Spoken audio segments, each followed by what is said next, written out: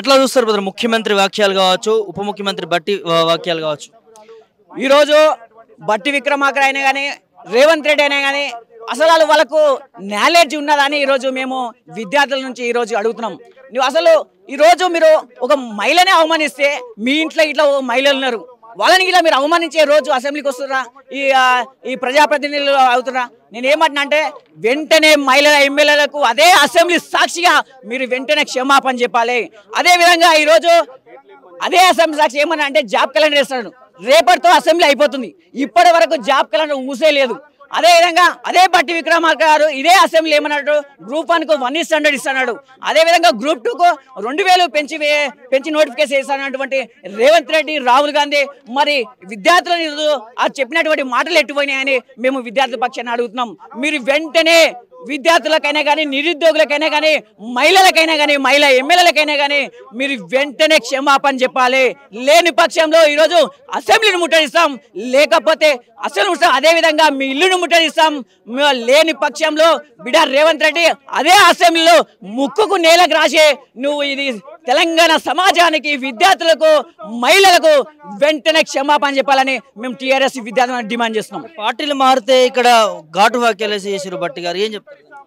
నేనేమంటున్నా అంటే అలా ముఖ్యమంత్రి వేరే పార్టీ నుంచి వచ్చినాడు, వాడు అదే రేవంత్ రెడ్డి ఇంతకు ముందు మా పార్టీలో, తర్వాత టీడీపీలోకి పోయిండు, ఈరోజు కాంగ్రెస్కి వచ్చిండు. అరే నాయన బట్టి విక్రమార్క ఫస్ట్ నీకు రాసిన పదవినే వాడు ఎత్తుకుపోయిండు, ఫస్ట్ అది గ్రహించడం నాయన. అంతేగాని ఇంత అవగాహన లేకుండా ఈరోజు బట్టి విక్రమార్క మాట్లాడుతుండు. ఫస్ట్ కాంగ్రెస్ పార్టీలో నువ్వు పనిచేసినావు, మరి నీకు రాని ముఖ్యమంత్రి పదవి ఆ వేరే పార్టీలో నుంచి వచ్చినటువంటి వ్యక్తికి ఎందుకు ఇచ్చినావు? ఆయన వేరే పార్టీ కదా, నీకు మాట్లాడే అర్హత లేదు. నువ్వు వెంటనే బట్టి విక్రమార్క అయినా కానీ, అదేవిధంగా రేవంత్ రెడ్డి కానీ వెంటనే మహిళా సమాజానికి క్షమాపణ చెప్పాలని మేము డిమాండ్ చేస్తున్నాం. మీరేం మాట్లాడతారు ఈ అంశం పైన? ఇవాళ ఈరోజు రేవంత్ రెడ్డి శాసనసభని ప్రజాస్వామ్యబద్ధంగా నడిపేయకుండా ఈరోజు తన సొంత ఇలాకాలో మాట్లాడినట్టు మాట్లాడుతున్నారు. ఈరోజు తోటి శాసనసభ్యురాలు, సీనియర్ శాసనసభ్యురాలు, గతంలో 3 సంవత్సరాలు మంత్రిగా పనిచేసిన సబితా ఇంద్రారెడ్డి గురించి తన ఇష్టానుసారం మాట్లాడుతూ ఈరోజు శాసనసభలో ఒక తోటి ఎమ్మెల్యేని ఇలా కన్నీటి పెట్టుకునే విధంగా ఇవాళ రేవంత్ రెడ్డి బిహేవ్ చేస్తున్నారు. రేవంత్ రెడ్డి నిజస్వరూపం ఈరోజు తెలంగాణ ప్రజలు, తెలంగాణ జనం చూస్తున్నారు. ఖచ్చితంగా రేవంత్ రెడ్డికి బుద్ధి చెప్పే రోజులు దగ్గరలోనే ఉన్నాయి. ఈరోజు నిరుద్యోగులు రోడ్ల మీదకి వస్తే, రాజకీయ నిరుద్యోగులు వాళ్ళు పనిలేక రోడ్ల మీదకి వస్తున్నారని చెప్పి నిరుద్యోగులను, ఈరోజు తెలంగాణ మహిళలను, తెలంగాణ ప్రజలను ఇష్టానుసారం మాట్లాడుతూ తన రాజ్యంలో తన సొంత వ్యవస్థ లేక మాట్లాడుతున్నాడు. ఖబర్దార్ రేవంత్ రెడ్డి.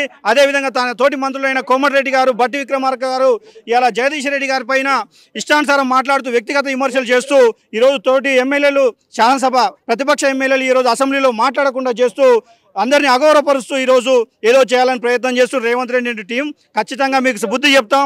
ఈరోజు నువ్వు సబితా ఇంద్రారెడ్డి గారికి క్షమాపణ చెప్పకపోతే అసెంబ్లీని ముట్టడిస్తాం, అసెంబ్లీలో వచ్చి నీ గల్లా పట్టుకొని అడుగుతాం.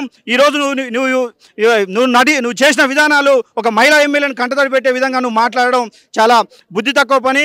ఖబర్దార్ రేవంత్ రెడ్డి, తక్షణమే సబితా ఇంద్రారెడ్డి గారికి క్షమాపణ చెప్పాలి.